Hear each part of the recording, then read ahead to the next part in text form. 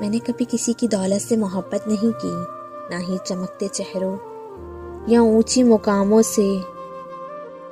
मुझे तो वो लोग अच्छे लगे जो लफ्ज़ों से नहीं एहसास से बात करते हैं, जिनके लहजे में नरमी हो, जिनकी आंखों में हमदर्दी छुपी हो और जिनका दिल दूसरों के दुख पर धड़के। मैंने हमेशा हुस्न में नहीं, इंसानियत में खूबसूरती देखी है, क्योंकि चेहरे बदलते जाते हैं मगर दिलों की रोशनी हमेशा कायम रहती है।